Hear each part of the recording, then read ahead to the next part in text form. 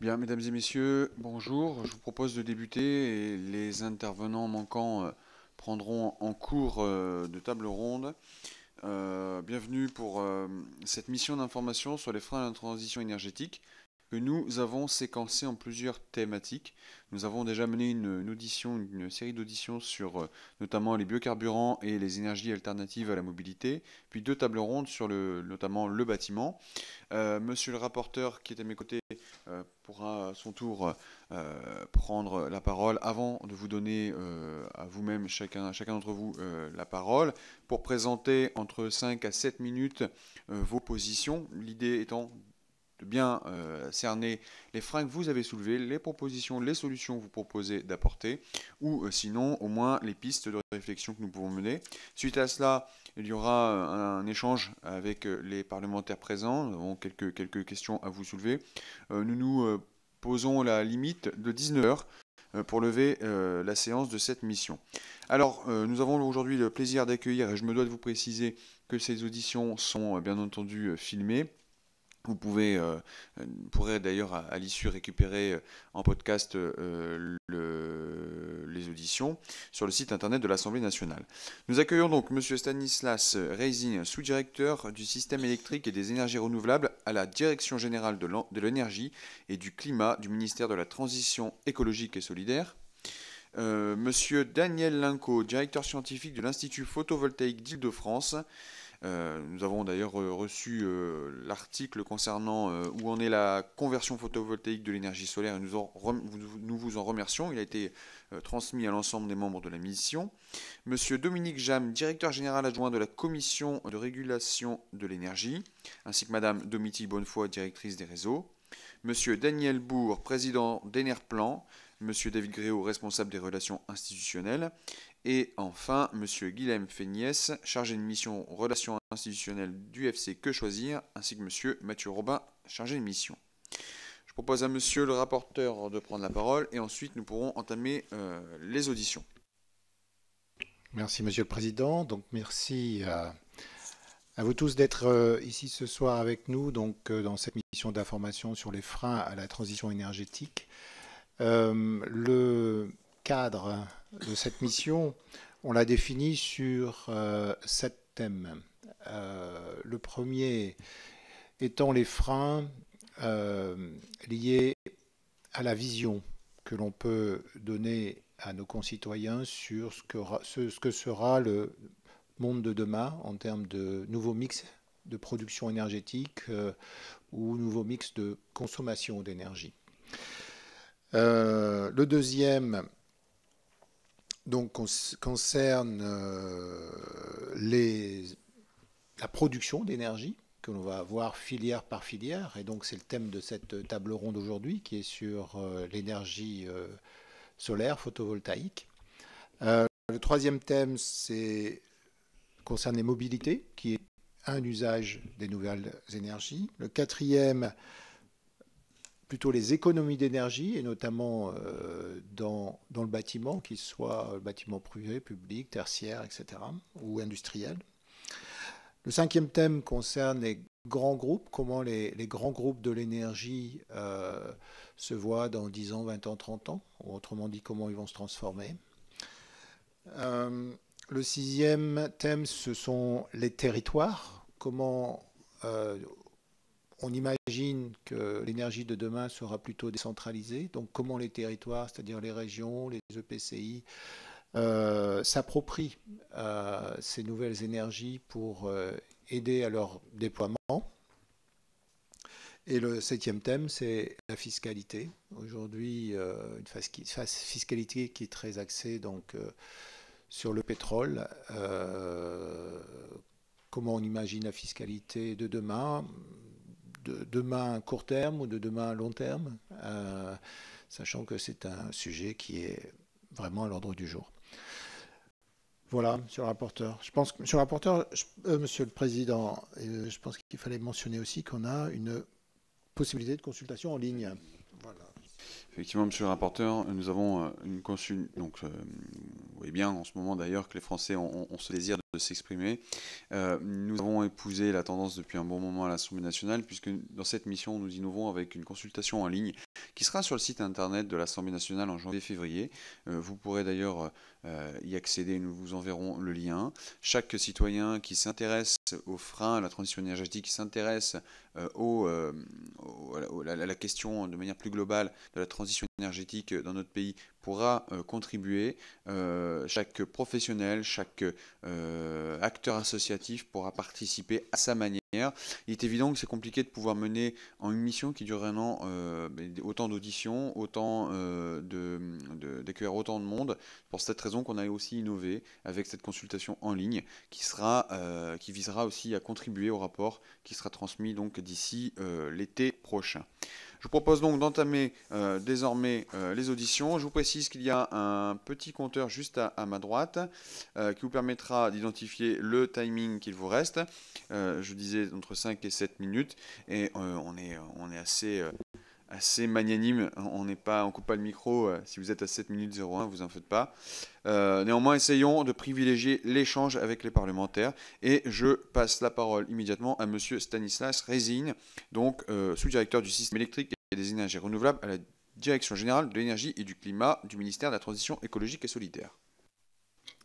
Merci beaucoup, Monsieur le Président. Donc bonjour à tous. Donc quelques mots introductifs pour décrire la position du ministère et les actions que nous avons mis en œuvre pour donner, on va dire, vous avez parlé donc la vision et l'identification des freins et les manières de les lever. Donc tout d'abord, je souhaite préciser que le ministère de la Transition écologique et solidaire soutient la filière du solaire photovoltaïque et affiche même, quand on regarde aujourd'hui, une ambition tout à fait particulière dans le succès de la transition énergétique française. Donc aujourd'hui, pour rappeler quelques chiffres, fin septembre 2018, la puissance du parc solaire PV, c'était 8,8 gigawatts. Le projet de programmation pluriannuelle de l'énergie, qui constitue la feuille de route du gouvernement et qui a été annoncé très récemment par le président de la République, porte pour objectif d'atteindre 20,6 gigawatts en 2023 et 35,6 à 44,5 gigawatts en 2028. Donc très concrètement, ces chiffres-là signifient qu'il s'agit de multiplier par 4 les capacités installées en 10 ans. Et donc il s'agit de passer globalement d'un rythme de développement aujourd'hui de l'ordre de 1 gigawatt par an à 3 à 4 gigawatts par an dès 2023 si on veut y arriver. Donc c'est vrai qu'on constate dans le cadre de la PPE, il y a une ambition extrêmement importante qui est fixée sur cette filière, qui doit voir sa place augmenter de manière considérable. Aujourd'hui, et dans le cadre de la PPE, il y aura, c'est des éléments qui n'ont pas été rendus publics aujourd'hui, mais qui le seront, on espère prochainement. Il y aura un calendrier d'appel d'offres qui sera fixé pour les différentes filières et qui permettra aux acteurs de disposer d'une visibilité sur plusieurs années sur les appels d'offres, les volumes qui seront ouverts par le ministère. Donc pour atteindre ces objectifs, et bien dans l'idée, on va dire, de remplir les appels d'offres et d'avoir des volumes suffisants pour les atteindre, le gouvernement on s'est attaqué depuis un moment à essayer d'identifier les freins et de les lever. Donc les derniers travaux que nous avons menés, c'est un groupe de travail qui a été lancé en mai 2018 et qui a été piloté par le secrétaire d'État Sébastien Lecornu. Donc on avait réuni tous les acteurs de la filière avec pour objectif d'identifier les freins au développement et de les lever. Donc il y a une démarche qui a été lancée par le gouvernement 2 mois après le lancement du groupe de travail, en juillet 2018, une démarche qui avait été appelée Place au Soleil par le gouvernement et qui avait pour objectif de mobiliser tous les acteurs. Et dans ce cadre, il y a une quarantaine de mesures qui ont été identifiées, un plan d'action précis fixé pour chacune des mesures et qui sont en cours de déploiement. Donc aujourd'hui, on va dire, on a notre feuille de route à ce stade, mais bien évidemment, pour nous, ça n'est pas du tout le sujet. Donc la nouvelle secrétaire d'État, Madame Vargon, qui est arrivée à annoncer son ambition de réunir à nouveau ce groupe de travail pour poursuivre, on va dire, la dynamique qui avait été enclenchée par Sébastien Lecornu. Donc avec l'idée, on réunit un groupe constitué de toute la filière, on identifie les blocages et on essaie de les lever. Et en particulier, aujourd'hui, on a prévu des nouvelles réunions de ce groupe de travail au début de l'année 2018. Il y a des sujets dont on parlera peut-être aujourd'hui qui sont majeurs sur l'autoconsommation, notamment où des blocages persistent et où il faut qu'on trouve, on va dire, une solution pérenne à ce sujet. Donc ça fait partie des sujets prioritaires qu'on a identifiés à traiter début 2018. On va dire en termes de méthode, aujourd'hui, pour résumer donc, les différents éléments que j'ai donnés, on a un cadre qui commence donc à se cristalliser autour de la PPE qui fixera une ambition sur les 10 prochaines années avec un détail, on va dire, sur les 3-4 premières années avec un calendrier pluriannuel des appels d'offres. Et on a une méthode de travail donc, pour nous qui fonctionne, donc avec des groupes de travail qui réunissent tous les acteurs, qui identifient des freins, des plans d'action pour lever les mesures et qui se réunissent donc périodiquement pour lever ces mesures. Donc je finis avec mon propos introductif, Monsieur le Président, je vous remercie. Merci beaucoup, monsieur. Je propose donc à monsieur Dominique Jam de la Creux de présenter son propos et nous présenter aussi les freins qu'il aurait identifiés. Merci, Monsieur le Président, Monsieur le rapporteur, Mesdames et Messieurs les députés. Merci d'avoir convié la Creux à participer à cette émission d'information sur les freins à la transition énergétique. Je précise que je suis accompagné d'Ométie Bonnefoy, qui est directrice des réseaux à la Creux. Comme vous le savez, la Creux est toujours à la disposition des députés et des sénateurs pour les éclairer dans le cadre de leurs travaux parlementaires. Cette mission sur les freins est essentielle. Si on veut réussir la transition énergétique de notre pays, il faut identifier les obstacles et mettre tous les éléments sur la table. Enfin, c'est du bon sens. Nous sommes à l'heure des choix. Nous devons faire évoluer notre économie et notre société si l'on souhaite que les générations futures puissent vivre dans un monde plus décarboné et plus propre. Donc cette mission est essentielle dans ce cadre. Donc j'en viens au sujet qui nous réunit aujourd'hui. On est sur le photovoltaïque et le solaire. Un petit rappel quand même sur l'émission de la Creux dans ce domaine. Donc la Creux évalue et calcule les charges de service public liées au soutien aux énergies renouvelables. Elle met en œuvre les appels d'offres énergies renouvelables qui sont déjà très nombreux, fréquents et de grande ampleur et dont la taille et le nombre va augmenter dans les prochaines années. Et puis côté réseau, la Creux fixe les tarifs d'utilisation des réseaux, c'est important, et règle également les différences sur l'accès au réseau qui peuvent exister entre, par exemple, les producteurs et les gestionnaires de réseau.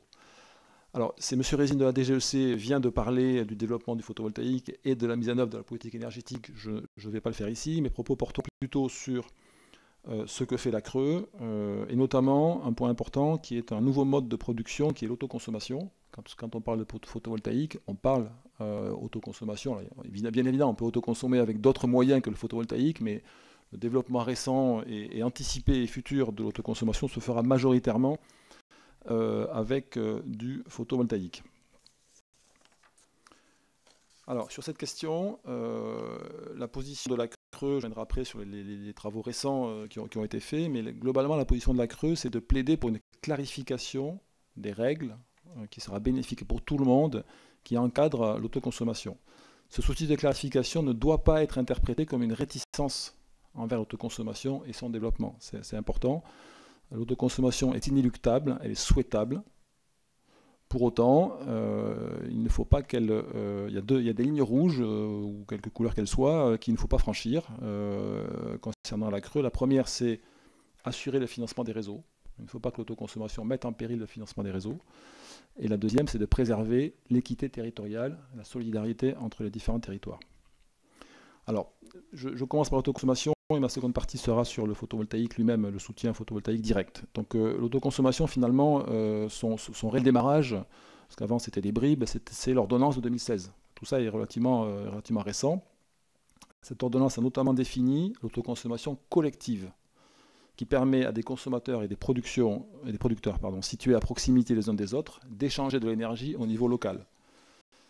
Et donc cette notion a permis de mettre en place des projets qui auparavant ne pouvaient pas l'être. La conséquence de la loi, ça a été quand même une augmentation significative du nombre d'autoconsommateurs. On est aujourd'hui à plus de 30 000. Alors c'est très peu quand on rapporte à 35 millions, mais ce qui est important, c'est la dynamique. Aujourd'hui, les 3/4 des demandes de raccordement de producteurs concernent l'autoconsommation. Donc la Creux se réjouit de ce développement, mais considère qu'il faut développer l'autoconsommation en synergie avec le système électrique. Donc il faut encourager l'autoconsommation là où elle présente de la valeur. La Creux donc s'est saisie de ces thématiques à partir de l'année 2017. On y était, il faut dire, encouragé, puisque l'ordonnance a demandé à la Creux de mettre en place un tarif de réseau spécifique pour l'autoconsommation. Ce qu'a fait la Creux, c'est concerter très largement. Je ne reviens pas sur les tables rondes, les auditions, etc., et les consultations publiques. au-delà simplement de la mission de tarification. On a consulté sur 3 points. La simplification du cadre technique et contractuel appliqué aux autoconsommateurs afin de lever les freins non justifiés. Le tarif de réseau, puisque là c'est effectivement la mission principale de la CRE. Et un 3e point, des recommandations au pouvoir public de dispositifs de soutien équilibrés prenant en compte la diversité des situations et la maîtrise de la dépense publique. Alors sur le cadre technique et contractuel, je ne vais pas rentrer dans le détail des recommandations, mais on a demandé, là pour le coup, aux opérateurs de réseau, aux gestionnaires de réseau, de simplifier simplement le système, parce que quand on est autoconsommateur, c'est compliqué. On est consommateur d'un côté, le cadre normal, et producteur. Donc dans le cadre, si on ne fait rien, on a la double complexité, et tarifaire et contractuelle, qui ne s'applique absolument pas quand on est, par exemple, un consommateur particulier. Donc, nous avons demandé aux opérateurs de réseau de mettre en place ce qu'on appelle un contrat unique pour les autoconsommateurs, pour simplifier les choses, de mettre en place une plateforme dématérialisée et simplifiée pour la déclaration des installations, et de faire également évoluer leur documentation technique de référence. Tout ça est un peu compliqué, mais c'est en cours, et ça va faciliter la vie des autoconsommateurs, en particulier pour les résidentiels. S'agissant du tarif de réseau, je rappelle une règle générale, les tarifs de réseau doivent refléter les coûts générés par les différents utilisateurs des réseaux. Ils doivent être non discriminatoires et incitatifs. Et donc ces principes s'appliquent à l'autoconsommation de manière générale, qu'elle soit individuelle ou collective.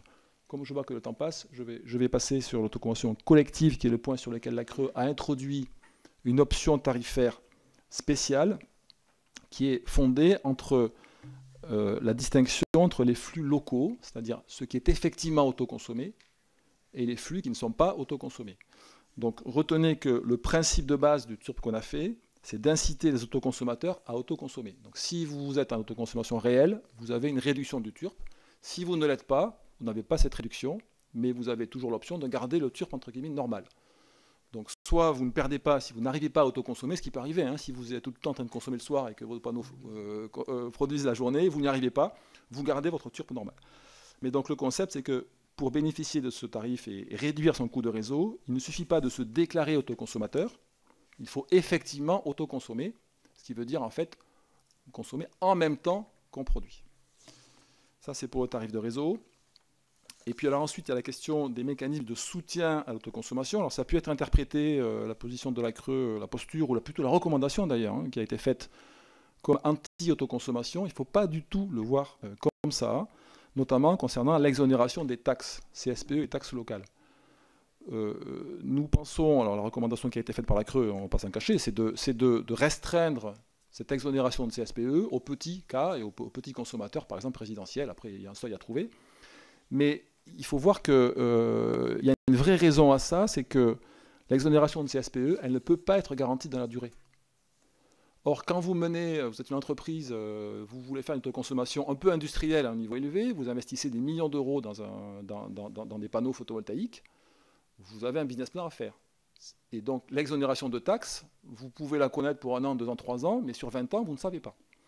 Donc, il nous semble qu'il vaudrait mieux clarifier les choses, remplacer éventuellement par un soutien direct cette exonération de taxes, mais là qui est garantie au moment où on prend la décision, plutôt que d'avoir des business plans qui sont construits finalement un peu sur une incertitude. C'est est-ce que demain, dans 1 an, dans 3 ans, dans 5 ans, les pouvoirs publics de l'époque ne vont pas annuler, le jour où l'autoconsommation se développera de façon massive, ne vont pas annuler finalement cette exonération de CSPE. C'est dans ce sens qu'il faut comprendre la recommandation de la CRE et non pas du tout dans un sens d'opposition à l'autoconsommation.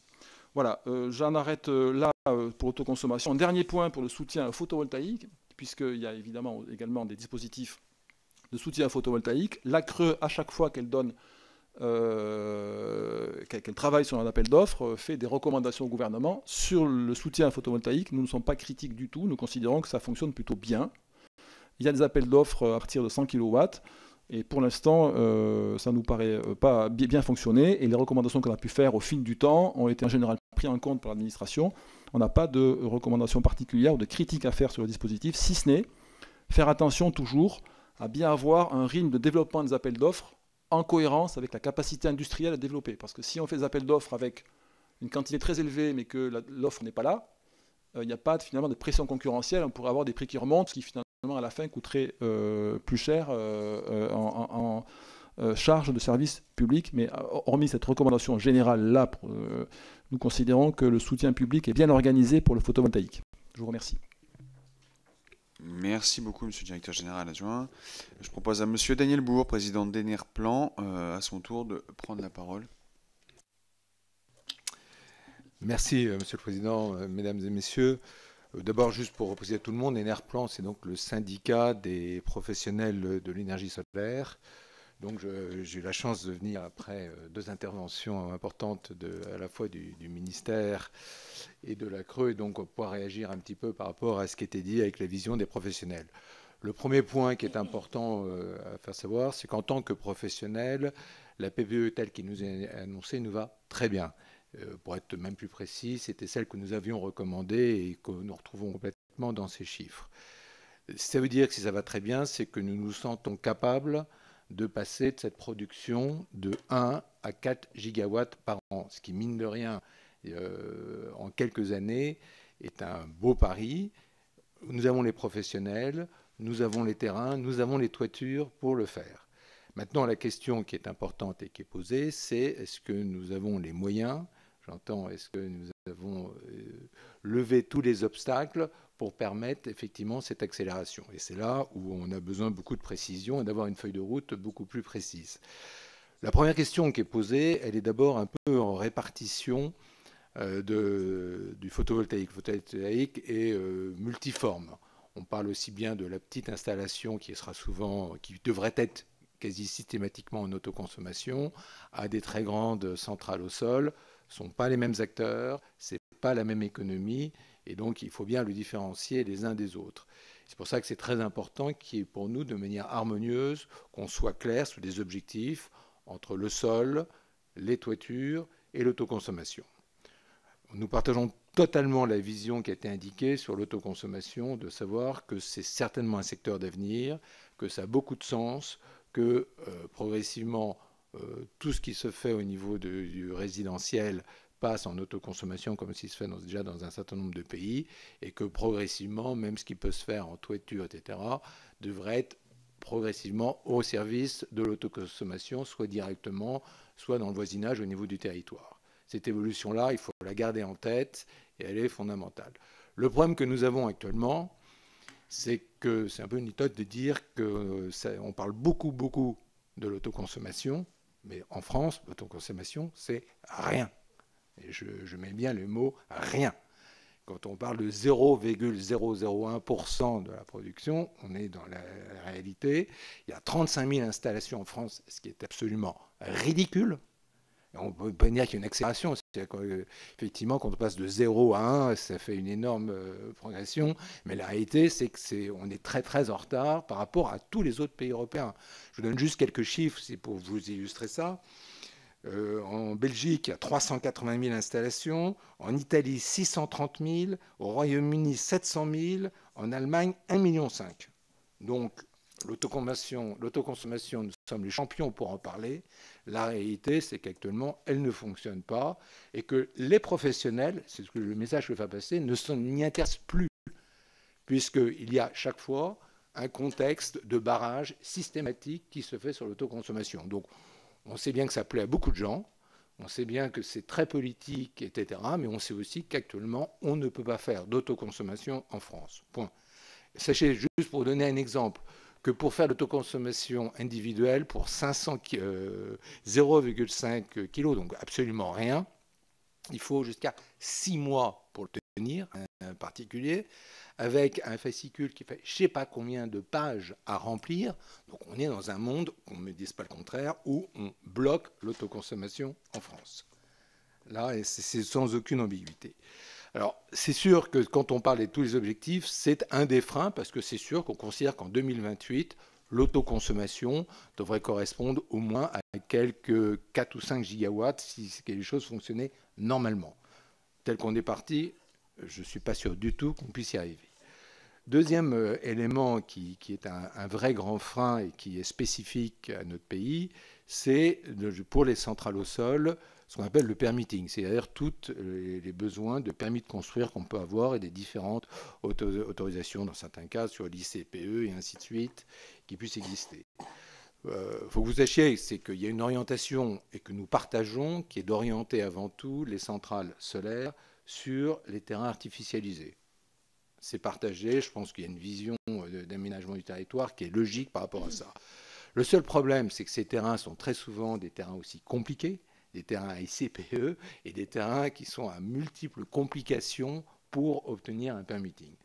Donc on est dans une sorte d'un peu, j'allais dire, de schizophrénie, c'est que d'un côté on nous pousse sur des endroits où on sait qu'on va avoir beaucoup plus de complications pour avancer nos dossiers. Le deuxième problème tout court, c'est que pour obtenir un permis de construire une centrale solaire, il nous faut jusqu'à 15 ou 17 commissions qui se réunissent et donnent leur avis, sachant qu'une commission à une autre, on peut nous redemander exactement la même chose, mais c'est à traiter. Donc il y a vraiment un besoin de remettre de l'ordre là-dedans, et on compte beaucoup sur effectivement le Parlement pour nous aider à faire comprendre, parce qu'on est dans l'interministériel. C'est compliqué. C'est même des directions qui sont, même au sein du MED, c'est des directions qui sont différentes, où les contacts ne sont pas toujours faciles. Et si on veut vraiment atteindre cet objectif, il est vraiment urgent de remettre de l'ordre dans ce permis et de revenir à un objectif simple qu'on demande, c'est qu'un dossier déposé, il met moins d'1 an pour obtenir tout. Là, actuellement, on est plutôt sur 18 mois à 2 ans minimum, et il y a des cas où on passe à 3 ans et ainsi de suite. Donc ça, c'est un point fondamental, et c'est un point que nous mettrons sur la table en disant par rapport à cet objectif, j'ai entendu dire tout le message sur les centrales au sol, s'il n'y a pas de nettoyage fait au niveau du permis, si on continue la même tendance, et on ne met pas en cause les services de l'État, on insiste, chacun fait son boulot. Le seul problème, c'est que ça ne se parle pas forcément ensemble, qu'il y a des commissions qui dépendent pas forcément de la préfecture, et qu'on arrive dans ce maelstrom qui est assez étonnant. Troisième point qui est ouvert, et j'insisterai dessus parce que ça touche le monde agricole. J'ai entendu tout à l'heure nos amis de la Creux qui mentionnaient qu'ils étaient très satisfaits du système actuel de soutien. En tant que tel, globalement, ça marche plutôt bien. Ceci étant, nous, notre remarque, c'est qu'on est abouti à ce qu'il y ait un secteur qui était très dynamique avant le moratoire, qui faisait jusqu'à 20% du raccordement en puissance des centrales solaires, à savoir les centrales qui sont entre 100 et 500 kg, et qui étaient spécifiquement pour le monde agricole, ne représentent plus qu'à peine 5%. Donc, tout ce qu'on a fait, on a franchement détruit cette période-là pour une anomalie mais inexplicable, alors que l'Europe demande que ce soit au moins les appels d'offres commencent à 1 MW. En France, on les commence à 100 kg. 100 kg, pour vous donner une idée, on fait un appel d'offres pour des centrales qui vont faire un chiffre d'affaires de 10 000 à 15 000 euros par an. Quand vous voyez le temps de travail qui est un appel d'offres, qui va prendre en moyenne au moins 1 an, parce qu'on ne sait pas si on va être lauréat, si on va répondre, tout l'aléa qui est avec la personne qui est propriétaire de ça, fait qu'on arrive à une anomalie complète et que ce secteur ne marche pas. C'est clairement un grand motif de mécontentement du monde agricole, parce que ça participait effectivement à la création d'un certain nombre de bâtiments agricoles qui pour l'instant sont un peu orphelins de ça. Et nous demandons très fortement la suppression de ces appels d'offres jusqu'à 500 kg. Économiquement, c'est un non-sens, je dis bien à cause du surcoût lié à l'appel d'offres, et que ça permettra à ce secteur-là de se redévelopper et de redévelopper aussi quelque chose pour le monde agricole qui en a probablement besoin. Sur ce domaine-là, j'aborderai juste une anomalie, parce que je ne peux pas m'empêcher de la citer. J'arrive toujours pas à comprendre pourquoi est-ce que dans l'éolien, la limite est à 18 MW, et jusqu'à 18 MW, c'est un guichet ouvert, et nous, à 101 kg, donc vous voyez un peu la différence, on doit passer par un appel d'offres. Là, il y a des anomalies qui me paraissent assez inexplicables. Je vois que j'ai été très bavard, donc je ne voudrais pas les autres sujets, mais sachez qu'il y a d'autres sujets à venir, à mon avis, sur la fiscalité, le problème de l'IFER, le problème aussi qui va se poser sur le réseau, de savoir qui doit supporter effectivement l'augmentation du réseau et de RTE qui devra se faire certainement dans beaucoup de régions, qui sont autant de sujets qui ne sont pas immédiats, mais qui sont à venir dans les années à venir et certainement avant la fin de la BPE. Merci de votre attention. Je vous remercie.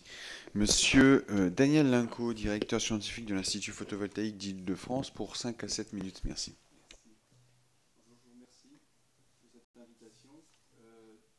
Il faudrait que vous allumiez votre micro, monsieur Linco, sinon on ne pourrait pas être... Merci. Je vous remercie pour votre invitation et de la possibilité de participer à ce débat. Alors, je suis directeur scientifique de l'IPVF. IPVF, c'est l'Institut photovoltaïque Île-de-France. Et c'est un institut qui a été créé dans le cadre des investissements d'avenir et en particulier dans le programme concernant les instituts pour la transition énergétique. Et on est consacré au photovoltaïque avec un début en 2013. Et la particularité, je dirais que l'ADN de l'IPVF, c'est de chercher à faire le lien entre la recherche fondamentale et les développements industriels et d'accélérer le transfert de la recherche fondamentale vers l'industrie. Et pour ce faire, on a créé un objet intéressant, même d'un point de vue international, c'est qu'il réunit des acteurs académiques, donc le CNRS, l'École Polytechnique, mais également de grands acteurs industriels, bon, EDF, Total, Air Liquide, et des acteurs plus liés dans la chaîne de valeur comme Ribert et Jobin-Yvon. Donc le point extrêmement important, c'est que du point de vue de la conversion photovoltaïque, vu d'un point de vue général, on est dans une situation d'accélération mondiale extrêmement forte. C'est-à-dire que, je dirais presque d'une certaine mesure, les freins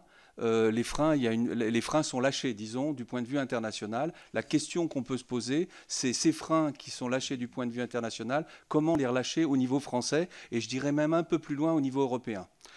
Alors, du point de vue international, le photovoltaïque était dans l'épaisseur du trait il y a une dizaine d'années. Hein, et aujourd'hui, par exemple, pour donner un chiffre significatif sur le coût de l'électricité, on est passé de 359 $ par mégawattheure en 2009. Donc là, c'était absolument impossible d'envisager un développement sans subvention compétitif. On est aujourd'hui à 43 $ du mégawattheure en 2018, selon la source Lazare. Donc un facteur pratiquement 10.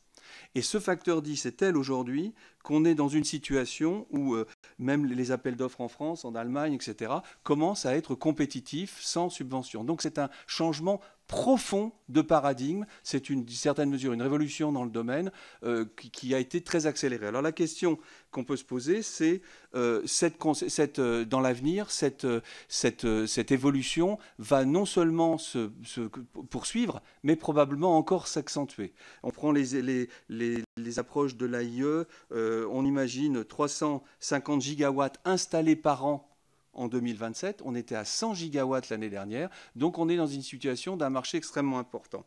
Alors, comment se situe-t-on sur les moteurs et les freins? En fait, on a depuis très longtemps des technologies matures. Les satellites fonctionnent avec du photovoltaïque mature, et on a eu, du point de vue de la recherche, des performances constantes, des progrès constants. Et c'est assez impressionnant de voir comment les progressions des modules, etc. Et l'élément majeur déclenchant, ça a été effectivement la transition énergétique et le soutien volontariste des États soutenus par l'opinion publique, et en particulier en Allemagne, au Japon, et bien sûr en France avec le Grenelle et plus récemment la PPE. Donc le point clé aujourd'hui qu'on doit se poser et que nous nous posons à l'IPVF, c'est comment faire en sorte de rapprocher une recherche qui est considérée comme étant d'excellence au monde industriel. Et c'est un problème qui se pose dans tous les pays. Comment faire en sorte que l'évolution, les découvertes qu'on appelle la recherche amont, c'est-à-dire les ruptures, puissent devenir rapidement effets par nous sur le plan industriel, d'où l'importance de l'association en un même lieu des acteurs d'horizons différents et qui parfois ne sont pas réunis. Alors, comment nous pensons donc sur le fond que nous sommes dans un contexte qui est extrêmement favorable à l'innovation technologique et scientifique? Une raison simple, c'est que dans premier lieu, les performances des cellules photovoltaïques et des modules possèdent énormément de champs de croissance en matière de rendement. Aujourd'hui, un élément clé, c'est que le photovoltaïque, les technologies actuelles atteignent déjà des rendements très très intéressants, autour de 26%, mais dans le futur, on peut imaginer d'aller au-delà, largement au-delà. Et l'IPVF s'est positionné sur finalement les ruptures technologiques qui permettront de construire l'industrie de demain et de préparer l'industrie de demain. Alors, un des enjeux très forts, c'est d'aller vers des modules en 2030. Alors on a déposé en 2015 à la COP21 une feuille de route qui s'appelait 30-30-30. C'était arriver en 2030 avec 30% de rendement pour les modules et 30 centimes de dollars ou d'euros par watt. Ce qui amène à une... Alors on a fait toute l'étude sur le prix de l'électricité. Ça nous amène à une chose très intéressante. On associe 3 ruptures. La première est une vraie rupture technologique et scientifique. 30% de rendement, ça ne se trouve pas sous les sabots d'un cheval, mais on a les moyens de le faire. 2030, on va sûrement y arriver. Et 30 centimes d'euros fixe le deuxième élément qui est de dire oui, augmentons les rendements, mais à un coût qui soit compatible avec un développement massif du photovoltaïque. Et ça, c'est quelque chose qui a été soutenu par des représentants des grands instituts mondiaux dans le domaine. Et nous avons cette feuille de route aujourd'hui, représente notre ADN. Alors, point clé pour donc d'insister sur la question des ruptures technologiques et du potentiel des ruptures technologiques.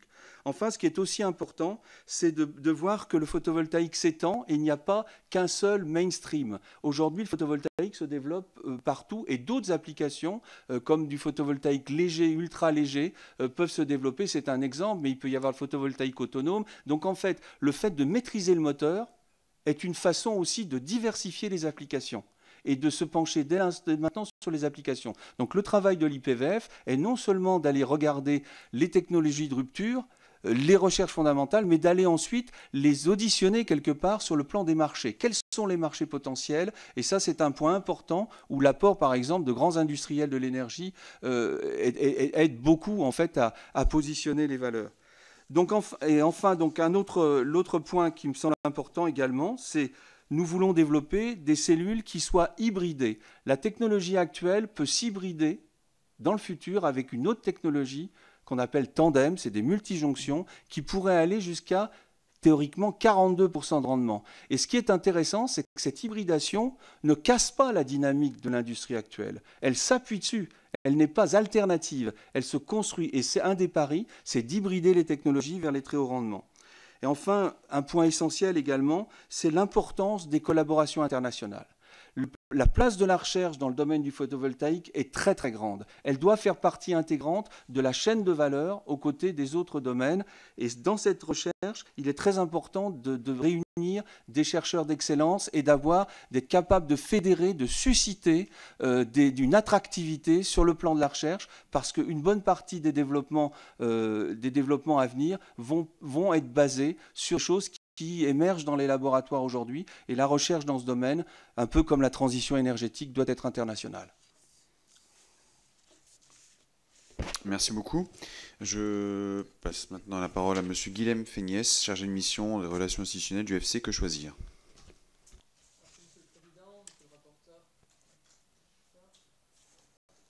Monsieur Linco, si vous pouvez éteindre votre micro, sinon on ne pourra pas... Merci. C'est bon, on m'entend. Très bien. Monsieur le Président, merci. Monsieur le rapporteur, mesdames, messieurs les députés, je vous remercie d'accueillir l'UFC Que Choisir et de nous auditionner dans le cadre de cette mission d'information dont nous saluons la tenue, puisque identifier les freins à la transition énergétique, c'est tenter de favoriser à ce que celle-ci devienne une réalité. Et en tant qu'association de consommateurs, l'UFC Que Choisir s'inscrit évidemment dans cet objectif d'une société plus juste et plus durable, dans laquelle cette transition énergétique deviendrait effectivement une réalité pour les consommateurs. En tant qu'association de consommateurs, encore une fois, nous avons entre guillemets la chance et du moins l'opportunité de voir dans le cadre de cette transition énergétique là où les freins existent en les associant à là où les litiges sont les plus nombreux et les plus complexes pour les consommateurs. Et dans ce cadre-là, il y en a un où nous avons recensé le montant des litiges à plus de 17 millions d'euros sur une année et qui nous permet de penser qu'il est utile aujourd'hui de nous interpeller, c'est celui du démarchage dans le cadre de travaux destinés à la transition énergétique, à la rénovation énergétique. Je vais assez rapidement passer la parole à mon collègue M. Mathieu Robin, qui est chargé de mission banque et assurance et pas énergie comme cela on aurait pu le croire, puisque aujourd'hui dans le cadre justement de ce type de travaux, ce que nous identifions en priorité, c'est la nécessité de responsabiliser l'ensemble des acteurs, si bien les artisans et ceux qui directement les travaux que typiquement les acteurs du secteur bancaire ou assurantiel, ce qui pourrait permettre de fait de rétablir la confiance des consommateurs et du coup de lever ce que nous dénommons aujourd'hui comme un frein à la transition énergétique.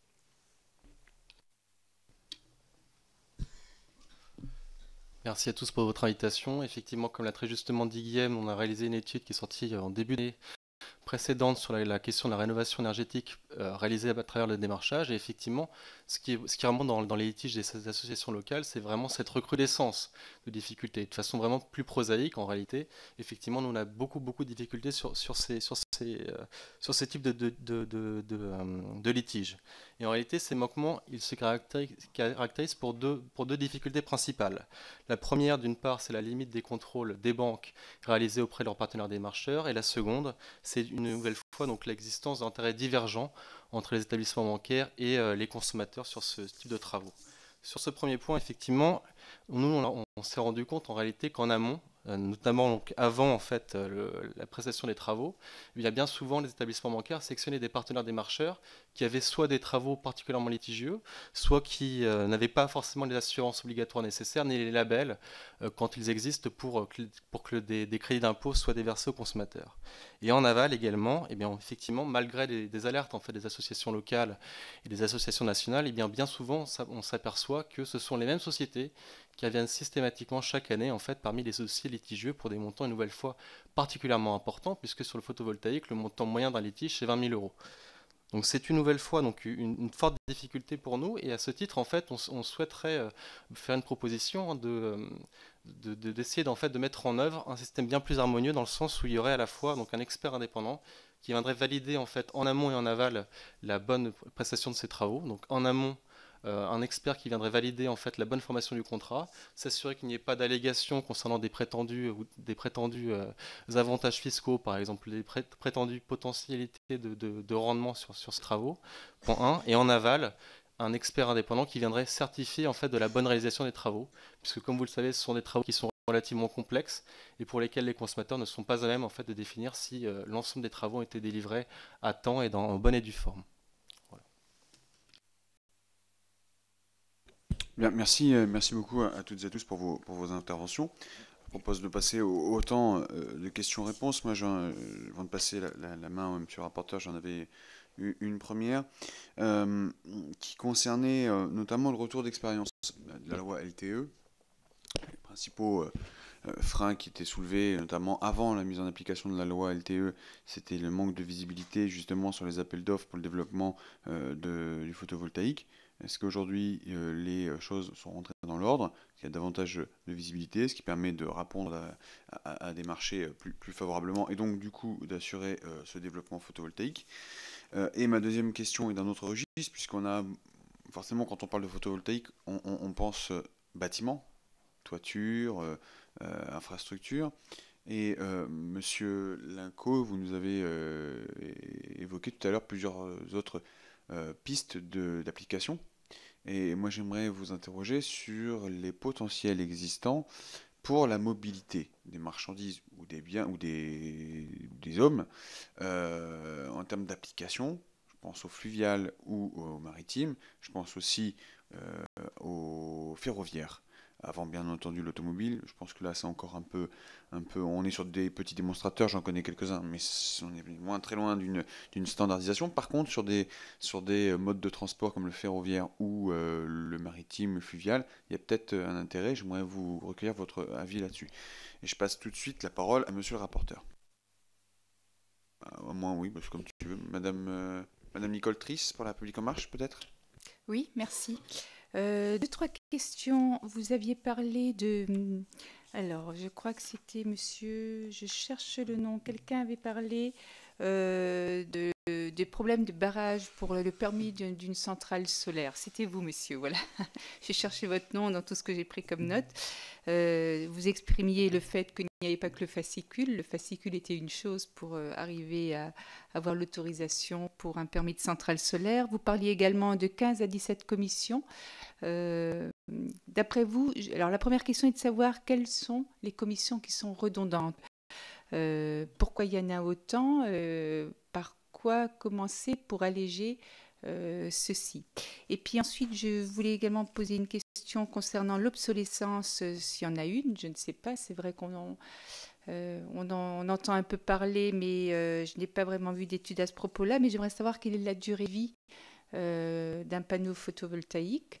J'imagine qu'avec le temps, la pluie, la météo, enfin, bon, au bout d'un moment, il n'y a plus le même rendement. Quelle est donc cette durée de vie? Et puis ensuite, quel est le recyclage, s'il y a possibilité de recycler? Voilà, merci. Merci, M. Anthony Sellier. Vous avez une... Monsieur Anthony Sellier pour La République En Marche. Merci, Monsieur le Président. Hier est apparue une étude de l'ADEME sur la trajectoire d'évolution du mix électrique 2020-2060. Je vais raccourcir ma question à la question suivante. Finalement, qu'est-ce que vous en pensez? Et est-ce que cela correspond à vos prévisions sur le développement de la filière? Merci. Bien, je vous propose de répondre. Comme vous voulez. Monsieur Linco en premier. Votre première question, en fait, ça correspond à quelque chose qui a été souligné également par le précédent intervenant.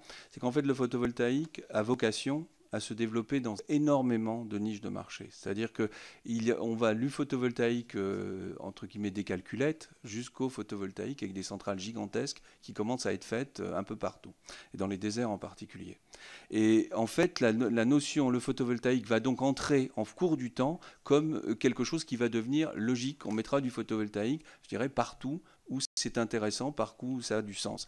Dans l'autonomie énergétique, vous avez posé la question du fluvial, et en particulier, là, on est dans la mobilité électrique et mobilité solaire. Alors, ce qui va nous guider, c'est qu'évidemment, aujourd'hui, par exemple, l'équivalent pour faire 100 km, il faut 10 kWh en électricité, à peu près, avec une voiture électrique. Donc, 10 kWh, c'est une installation de 10 kW pendant 1 heure. Donc, on va avoir une réflexion sur d'où vient l'origine et quelle est la fonctionnalité sur la voiture elle-même quand la place est limitée. Une voiture, on voit souvent des publications, des choses qui sont dites qui sont fausses. Une voiture, elle a une surface qu'elle expose au soleil et sa puissance venant du soleil ne sera jamais plus que le produit de sa surface par l'éclairement et le rendement de la cellule. Conclusion, on va avoir des fonctions par contre additionnelles qui vont pouvoir être faites par une énergie qui est renouvelable, qu'on trouve partout, qu'on peut stocker en plus avec la voiture, mais il ne faut pas penser qu'on aura une mobilité qui va se faire, un TGV ne va pas pouvoir fonctionner avec une bande de cellules solaires sur toi. Par contre, la valeur de ces expériences et la valeur du point de vue des objets est très importante, et donc on voit se développer du photovoltaïque autonome qui va donner directement l'électricité, mais on peut aussi avoir du photovoltaïque où quand on est à l'arrêt, on recharge des voitures. Donc on voit que ça a un sens profond, et je dirais que le meilleur exemple, c'est celui qui a été donné par les bateaux qui ont traversé, qui sont allés autour du monde, le Solar Impulse, qui est un exemple aussi formidable de conjugation. C'est une sorte de mini-réseau avec stockage et génération. Donc évidemment, le stockage, le photovoltaïque dans les transports autonomes est important. Vous aviez mentionné également le photovoltaïque. Je pense que ce qui se développe aussi, c'est du photovoltaïque sur l'eau, aller dans des endroits où il n'y a pas de conflit d'espace. Et là, il y a tout un champ qui est tend à se développer, où il y a quelques années, personne ne disait qu'est-ce qu'on va faire sur l'eau, mettre des panneaux dans l'eau, etc. Regardez ce qui se passe aujourd'hui. Il y a des entreprises françaises qui sont très en avant là-dessus, parce que les réservoirs, l'eau, offrent des zones dans lesquelles on peut installer des panneaux, voire même les coupler ensuite avec la production par électrolyse d'hydrogène, etc. Donc c'est un nouveau pan qui est en train de se développer. Donc on voit qu'il se développe à plein de niveaux, et il ne faut négliger, voilà le point de vue, il ne faut négliger aucune niche pour produire de l'électricité de façon renouvelable. Et un jour, je me souviens, alors je peux me tromper, mais quelle est la puissance consommée par tout ce qui est les sonnettes, etc., tout ce qui est petite utilisation, c'est des puissances qui sont non négligeables. Et comme on dit, les petits fleuves, les petits ruisseaux font les grandes rivières. Je pense que la transition énergétique en matière d'énergie renouvelable doit savoir travailler à la fois avec des ruisseaux et avec des fleuves. Merci. Pas d'autres questions? Oui, Monsieur Résine. Merci beaucoup, Monsieur le Président. Donc pour répondre à quelques questions qui ont été posées donc sur la visibilité des appels d'offres, effectivement c'était une critique donc, qui existait donc, précédemment à la loi de transition énergétique et dans l'ancien cadre, mais depuis donc, la précédente révision de la programmation pluriannuelle de l'énergie, il y a donc des volumes clairement définis et des calendriers indicatifs des appels d'offres. Donc évidemment c'était une grande nouveauté qui a été mise en place il y a environ 3 ans, et donc aujourd'hui dans la réglementation vous avez un calendrier indicatif avec toutes les filières, et donc les différentes dates d'ouverture des guichets que les acteurs peuvent déposer des offres. C'est évidemment indicatif, c'est-à-dire que par exemple sur le solaire photovoltaïque, compte tenu de la baisse extrême des coûts en fait, qui a été constatée, par exemple on a augmenté les volumes. Donc on est resté dans l'enveloppe, on va dire financière, budgétaire de la première PPE. On a juste profité du fait que les coûts étaient plus bas pour en faire plus, mais on a essayé de garder la cadence tout en donnant cette visibilité sur plusieurs périodes. Donc il me semble, enfin sous contrôle évidemment des... J'espère que les fédérations professionnelles seront d'accord avec moi.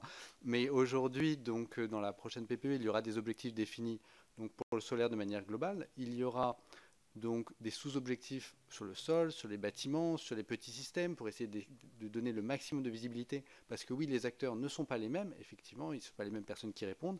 Et il y aura donc un calendrier d'appel d'offres par trimestre qui sera présent dans le projet de PPE. Donc sur la partie visibilité des appels d'offres, c'est un réel souci aujourd'hui, un réel point d'attention pour nous, et on essaie vraiment donc d'y répondre.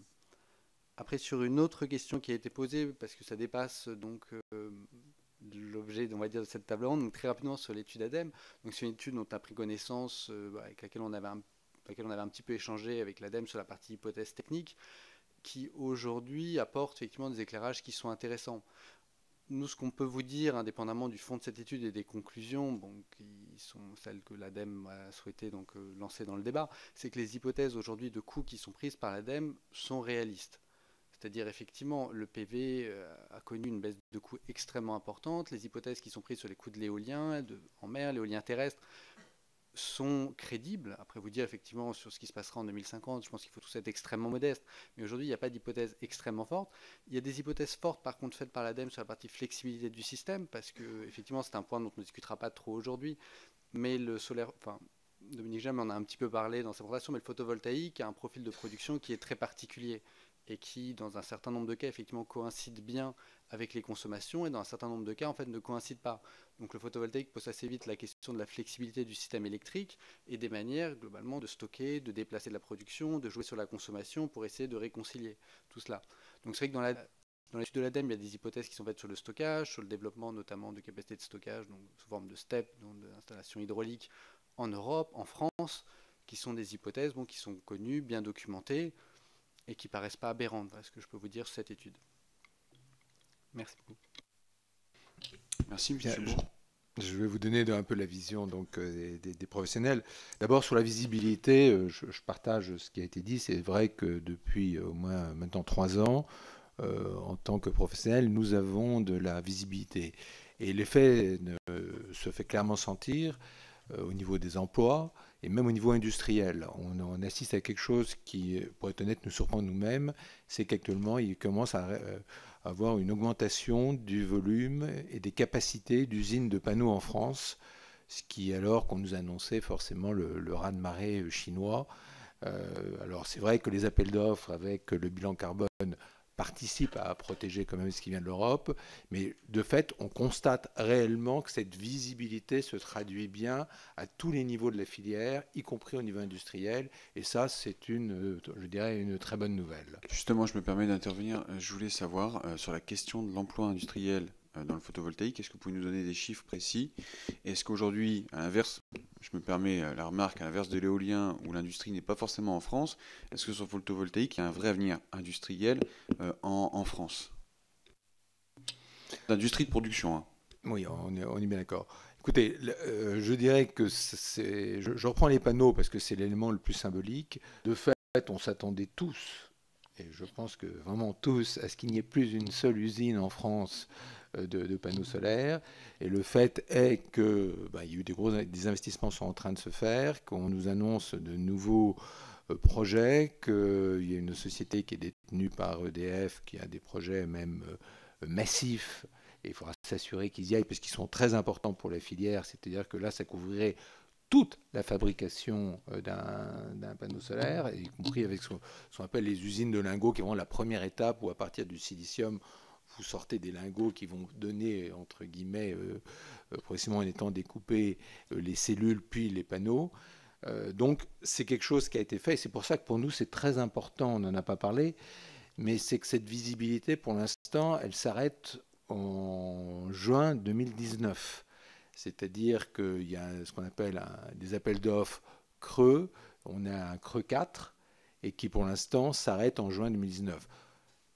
L'administration nous rassure sur le fait qu'il y aura une continuité et que dès le mois de décembre 2019, on aura une prolongation.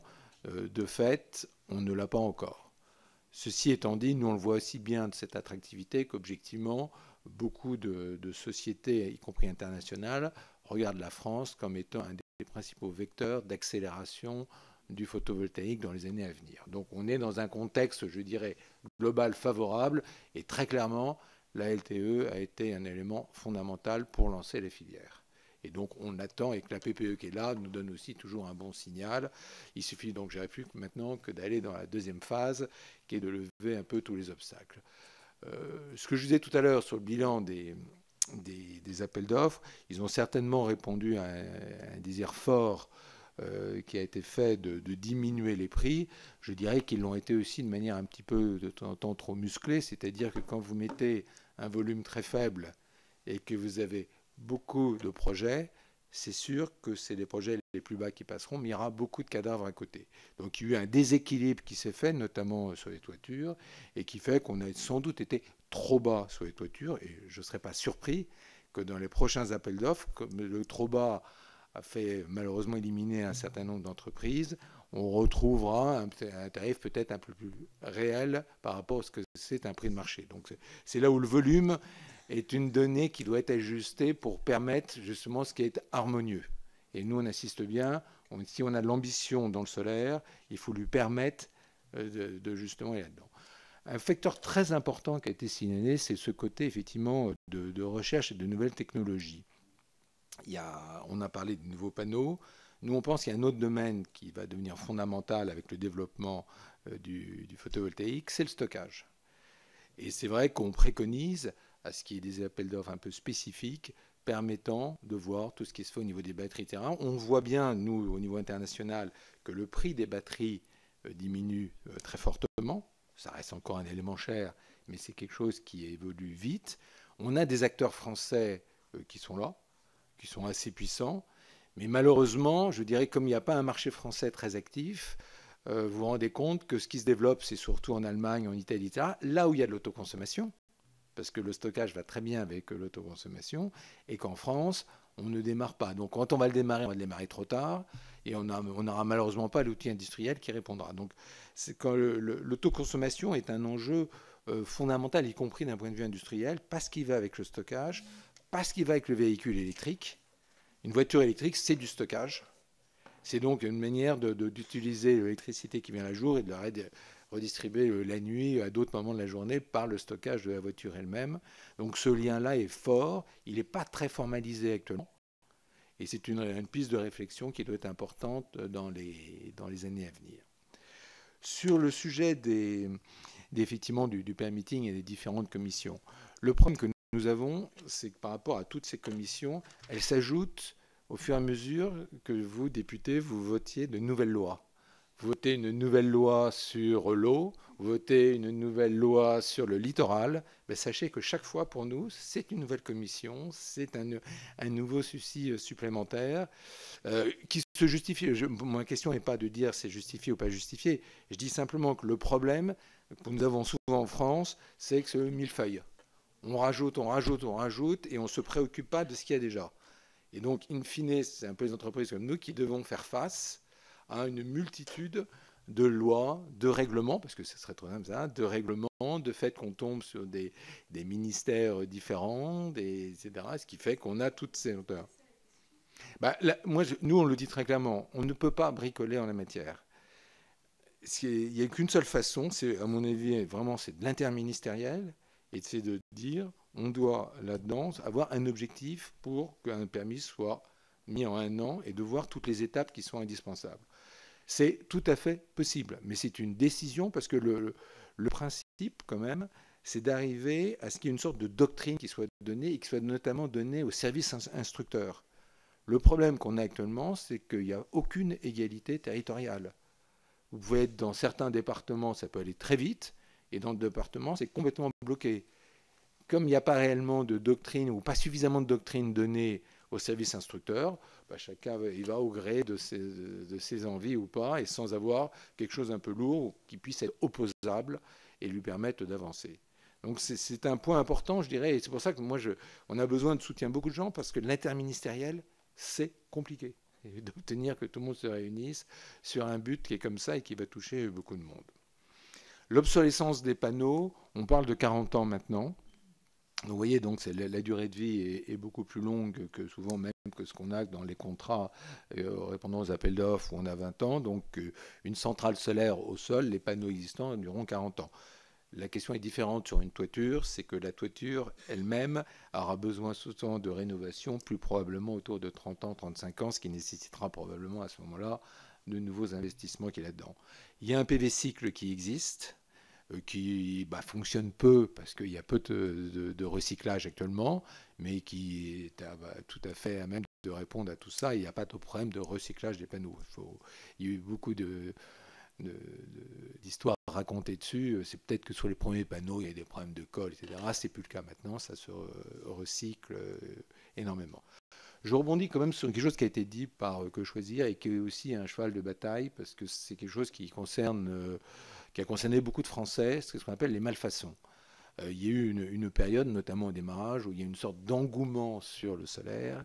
Et dans le DA, il y a eu des tas d'installateurs qui n'étaient absolument pas formés, sans parler des margoulins qui ont profité et qui ont vendu ça comme ils avaient vendu des tapis. Et on a eu effectivement beaucoup d'abus en la matière.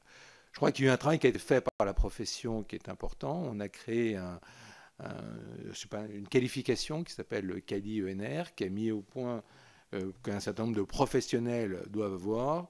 Et ce qu'on note simplement, c'est que dans tous ceux qui ont été mis en exergue par Que Choisir, aucun n'avait cette qualification.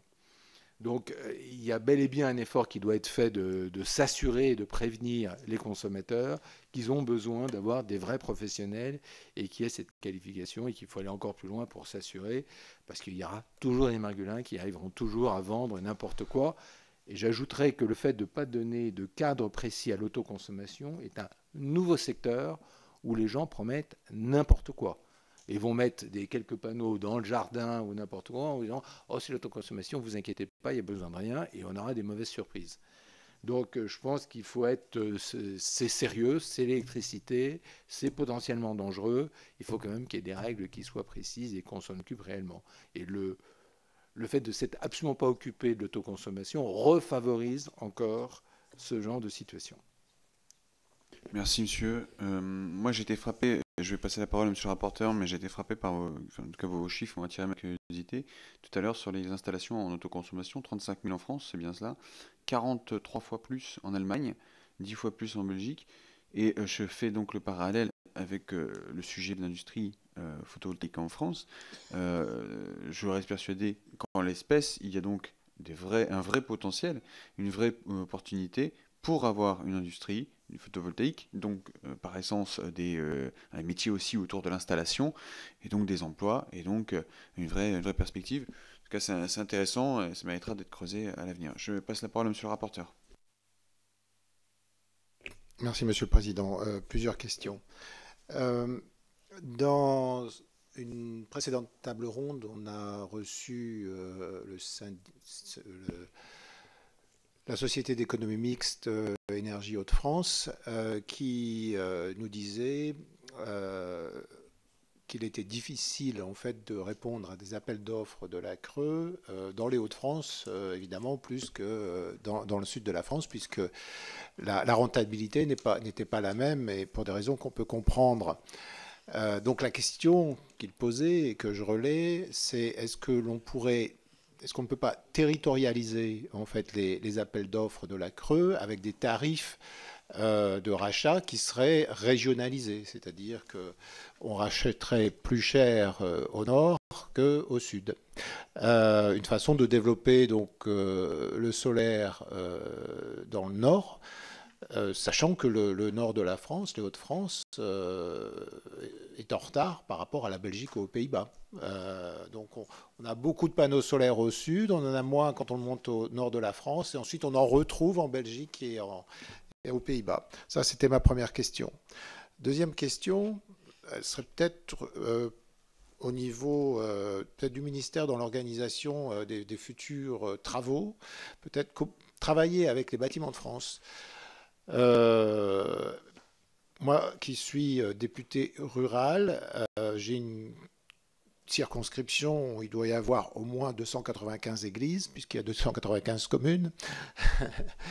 Les églises sont orientées est-ouest, avec un panneau avec un toit à 45 degrés. Et ce sont vraiment des possibilités énormes donc d'installation photovoltaïque. Il y a un très bel exemple à Los Angeles où esthétiquement c'est très réussi, mais on voit très bien qu'on aborde ce sujet avec les Bâtiments de France, même si on n'est pas sur des églises classées, ça bloque rapidement. Alors est-ce que c'est un frein qu'on pourrait travailler? Troisièmement, je reviens un peu à l'autoconsommation. Est-ce qu'un des freins, c'est aussi de ne pas savoir coupler en fait production et usage? Voilà, j'ai des installateurs qui me disent proposer par exemple pompe à chaleur avec panneau photovoltaïque. Le panneau photovoltaïque qui alimente la pompe à chaleur. Là, on rentre dans du concret. Peut-être que ça peut plus parler aux ménages. Alors, c'est peut-être pas dans l'autoconsommation, mais on a parlé de stockage. Est-ce qu'il y a des expériences de stockage par hydrolyse, donc en transformant en hydrogène l'électricité? Aussi dans la recherche, est-ce qu'il y a des choses qui sont faites au niveau des vitres transparentes électriques? On en a parlé à certains moments. Est-ce que ça commence à voir le jour? Voilà. Une quatrième question, c'est pour revenir sur les assurances et les problèmes d'installation qu'il y a eu. Vous avez soulevé au niveau du FC Que Choisir. Moi, j'ai reçu une entreprise d'installation qui était venue me voir catastrophée. C'est une entreprise qui installe depuis 5 ou 10 ans et qui avait des problèmes pour trouver la bonne compagnie d'assurance. En fait, pour avoir son certificat CALI et ENR, il lui fallait l'assurance. L'assurance lui demandait la qualification pour l'assurer. Enfin, on était rentré dans ce schéma-là. Et puis finalement, ils ont finalement réussi à trouver une compagnie pour les assurer parce qu'ils connaissent bien la partie, mais ils pensaient à toutes les nouvelles entreprises voulant se lancer dans ce business et avec une difficulté donc de trouver les assureurs au niveau des installations. Voilà. Merci, monsieur le rapporteur. Je me permets juste de reprendre la première question de monsieur le rapporteur avant de la passer à notre collègue, qui était sur les écarts d'installation entre nord-sud et Pays-Bas. Et je ne sais pas à qui ma question peut s'adresser, mais je la pose quand même. Considérez-vous qu'il y a un frein psychologique à l'installation de photovoltaïque selon la région qu'on habite? Je m'explique. Moi, je suis originaire du département de l'Aisne, les Hauts-de-France aussi. Il y a quelques semaines, j'ai échangé avec un habitant qui me disait « Ah bah de toute façon, chez nous, dans le Nord, il n'y a pas assez de soleil pour installer des photovoltaïques. » Évidemment, ça, ce sont des idées reçues, ça peut prêter à sourire, mais je suis certain que ça joue sur le déploiement de l'éolien, du photovoltaïque chez certains particuliers. Alors, est-ce qu'aujourd'hui, ça a été décelé peut-être par l'UFC ou d'autres acteurs, si oui, à quelle hauteur? Et j'en profite pour transmettre la parole à Anthony Cellier et ensuite à vous la parole. Merci Monsieur le Président. Moi j'avais une question sur les panneaux photovoltaïques hybrides qui, avec les faibles connaissances que je possède en tout cas, me semble être le summum de la production et de la rentabilité au mètre carré entre finalement produire de l'énergie et transférer de la chaleur à un fluide caloporteur. Quels sont les freins aujourd'hui au déploiement de ce type de dispositif? Est-ce que c'est le marché qui n'était pas suffisamment mature? Est-ce que c'est la technologie qui n'était pas prête?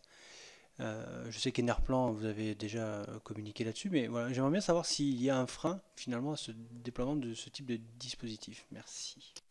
Merci. Qui commence?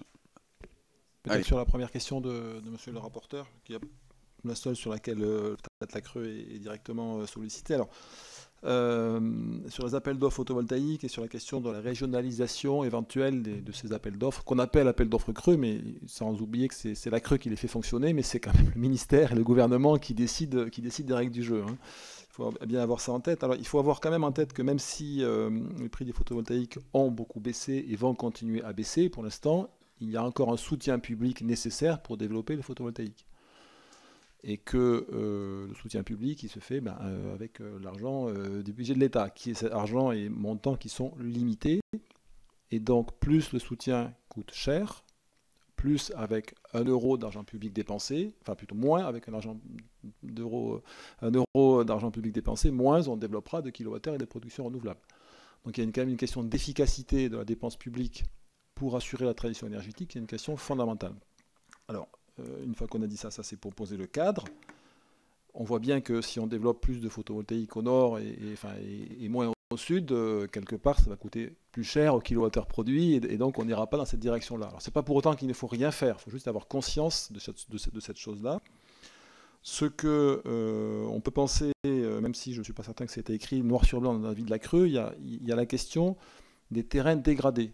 Les terrains dégradés, c'est quelque part, c'est gagnant, gagnant, gagnant de faire du photovoltaïque sur les terrains dégradés. Et au moins sur cette partie-là, peut-être qu'il faudrait se poser la question de mettre quelque part un terrain de jeu plus égalitaire entre le nord et le sud pour éviter qu'en plus au nord, il y ait des terrains dégradés qui ne puissent jamais être valorisés avec de la production photovoltaïque.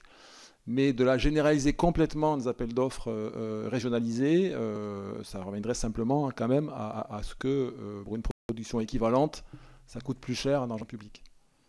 Mais... Monsieur Résine. Si vous me permettez, Monsieur le Président, merci beaucoup. Donc effectivement, sur cette question-là, il y a ce qu'a rappelé Dominique Jaume, sur l'efficacité globale du soutien public, globalement, effectivement, on comprend assez naturellement qu'il vaut mieux mettre du solaire photovoltaïque là où il y a du soleil. Donc c'est vrai qu'assez naturellement, ça a plutôt tendance à descendre. Après, effectivement, il y a toute une, on va dire, des éléments à prendre en compte dans les appels d'offres qui font que c'est pas totalement vrai non plus que tous les projets se font dans le sud. En fait, on observe à la dernière période, notamment Sol, où il y a à peu près 30% des projets lauréats qui étaient dans le nord de la France, et les suivants, en fait, la période suivante là, qui est en cours, a tendance à remonter davantage, en fait. Et ce qu'on observe, c'est qu'aujourd'hui, il y a deux phénomènes pour nous, on interprète ces résultats avec deux raisons particulières. D'une part, le foncier dans le sud commence à être cher. Donc il y a un coût d'augmentation du foncier, alors que celui dans le nord est quand même moins cher. Et d'autre part, il y a effectivement un certain nombre de terrains dégradés qui bénéficient de bonus dans nos appels d'offres. Donc c'est qu'on fait la somme des deux, donc un foncier qui est plutôt en hausse et plutôt en baisse, on va dire dans le nord, plus des bonifications, enfin nous on a des cartographies de tous les sites dégradés qu'on essaie de valoriser au maximum. Et bon, pour des raisons, on va dire, historiques, il y en a quand même beaucoup dans la région Est, enfin Grand Est et dans les Hauts-de-France. Et c'est vrai que pour un peu cette somme de deux facteurs, on va dire, les projets remontent. Donc aujourd'hui, on va dire, le cri d'alarme qu'on avait entendu, nous, de la profession et des acteurs, qui était de dire tous les projets se font dans le sud, en réalité, sur tous nos appels d'offres, enfin, on pourra vous communiquer ces éléments, ils ont tendance à remonter, et notamment sur le sol, grâce au coût du foncier plus bonus. Après, je partage ce que vous avez dit, Monsieur le Président, sur un côté un petit peu psychologique quand même. C'est-à-dire, aujourd'hui, on a beaucoup travaillé donc, sur la partie côté ministère, sur la reconversion du territoire de Fessenheim et sur la préparation d'un appel d'offres local. Et c'est quand on regarde objectivement dans le Haut-Rhin, l'ensoleillement n'est pas le meilleur de France, mais c'est pas non plus terrible. Enfin, c'est pas la pire zone de France. Et c'est vrai que voilà, il y a un ensoleillement, on regarde aujourd'hui, oui, il y a un ensoleillement qui n'est pas négligeable. Il y a un accès au réseau qui est très très bon. Donc notamment, il y a des phénomènes de quote-part qui n'existent pas là-bas. C'est-à-dire que le réseau est bien dimensionné. On va dire les coûts d'accès au réseau sont bien dimensionnés, même surdimensionnés. Donc il y a des capacités d'accueil qui sont disponibles et il n'y a pas de projet. C'est vrai qu'on a lancé donc une des démarches au niveau local avec des recensements de fonciers. Il y a toute une dynamique, on va dire, de cadastre qui a été lancée et qui n'existait pas avant. Et c'est vrai qu'il y a des projets, on va dire, qui étaient juste à côté, mais pas dans ce département. Donc oui, il y a effectivement des phénomènes parfois locaux qui sont compliqués de comprendre l'origine, mais qui existent réellement. Et je partage, effectivement, c'est un des phénomènes aujourd'hui qui est peut-être un frein dans certains endroits où les gens sentent que de toute façon, ça ne sert à rien même d'essayer, quoi. Donc, à mon avis, oui. Après, sur une autre question pour nous, sur les bâtiments de France. Donc, effectivement, c'est un point qu'on a identifié. Donc, c'est une piste qui est très, très prometteuse. Dans le cadre de la démarche qui avait été annoncée par Sébastien Lecornu, il y avait donc 2 mesures qui avaient été formulées à mettre en œuvre. Donc, il y avait une doctrine générale qui était à diffuser aux architectes des bâtiments de France concernant le solaire sur toiture, pour essayer effectivement de faire des projets, on va dire, sur des sites un peu plus compliqués, voire des bâtiments classés. Et on a aussi lancé donc un groupe de travail avec notamment les demeures historiques, avec les gens du patrimoine, pour essayer de trouver une dizaine, on va dire, de réalisations exemplaires, pour essayer de démontrer que oui, on sait concilier le solaire et le patrimoine. Et c'est vrai qu'on va dire, on a de la chance aussi, c'est qu'en France, on a des entreprises qui maîtrisent des technologies assez intéressantes, on va dire, de tuiles solaires. Ils savent en faire avec des couleurs différentes, avec des traitements anti-reflets, avec des choses aujourd'hui où on se dit effectivement qu'il y a des technologies intéressantes. Et il y a peut-être, on va dire, sur la partie innovation et sur la partie tuiles, des segments, bon, aujourd'hui, c'est plutôt des marchés de niche, enfin, on passe sur une dizaine d'opérations exemplaires, mais qui pourraient être amenés donc à grossir. Donc oui, c'est un secteur qui est intéressant, on va dire, pour 2 raisons.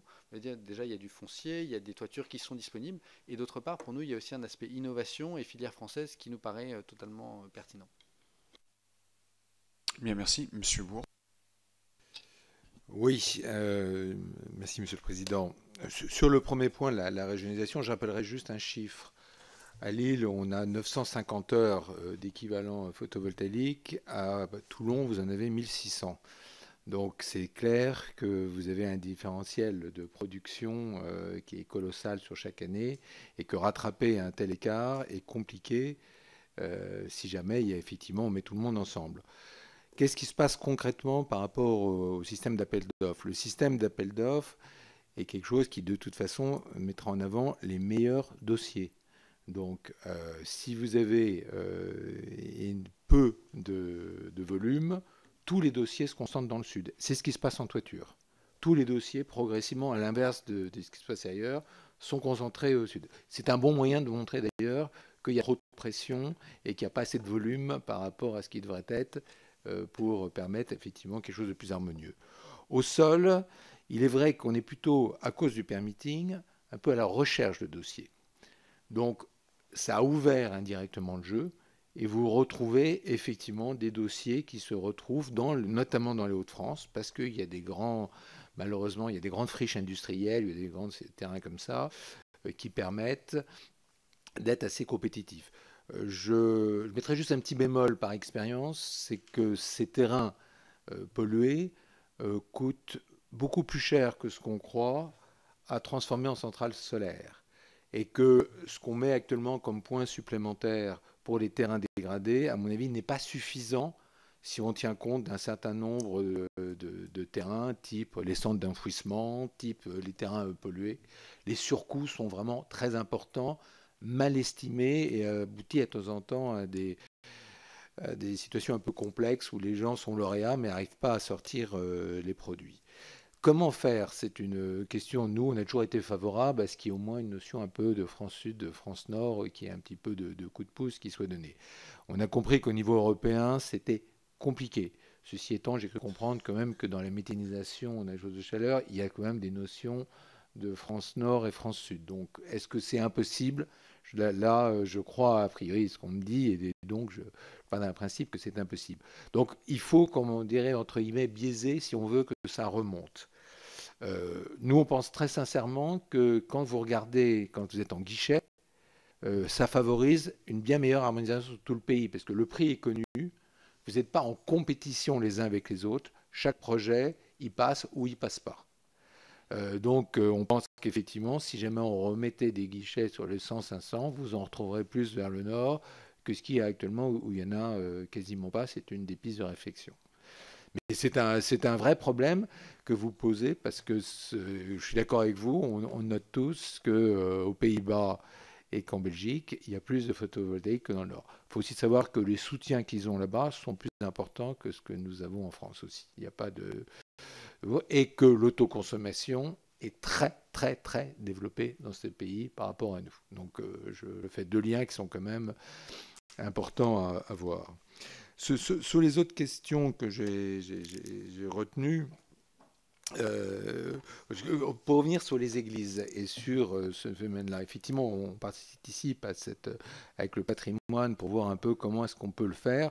On se rend compte d'abord qu'il y a une vraie opposition quand même des architectes de bâtiments de France qui sont toujours dans la caricature et qui nous disent toujours, mais vous imaginez, vous allez mettre des panneaux solaires sur le château de Versailles ou sur Notre-Dame de Paris. On a beau leur dire que ce n'est pas forcément l'enjeu. On a quand même une réflexion extraordinaire de dire, moi, quand on leur disait, mais vous savez, il y a des églises qui ont vraiment besoin de ça, sinon elles vont tomber en ruine. Et la réponse spontanée, je préfère une vraie belle ruine d'époque que quelque chose qui est effectivement envoyé là-dedans. Donc il y a un problème potentiel. Je pense que si jamais c'est un vrai problème qui était à faire, je suggérerais qu'on fasse quelque chose de spécifique pour ce genre de bâtiment. Qu'il y ait un appel d'offres. Ils ne peuvent pas répondre à tous les appels d'offres. Il y a des surcoûts qui sont énormes. Qu'on le veuille pas, c'est compliqué. Monter en haut d'une église, c'est beaucoup plus cher que monter sur un hangar. Mettre ces panneaux qui sont des critères de couleur, etc., c'est beaucoup plus cher. Donc si on veut le faire, il faut trouver un appel d'offres parce que, je vous rappelle, on ne peut pas mixer à la fois un ensemble de subventions et avec un tarif aidé. Donc c'est l'un ou l'autre. Alors, soit on dit on fait de l'autoconsommation et on subventionne complètement ça, ou on fait des appels d'offres spécifiques qui seront beaucoup plus chers, mais ils seront pris en charge par la collectivité, mais ça peut avoir un grand sens si ça permet effectivement à des bâtiments de ne pas tomber en ruine. Donc ça, je laisse ça à l'imagination, mais c'est une réflexion que je suis content de pouvoir vous faire. Sur les techniques du stockage, l'hydrolyse est une des techniques effectivement d'avenir. Je pense que pour nous, elle est complémentaire, notamment pour les centrales au sol.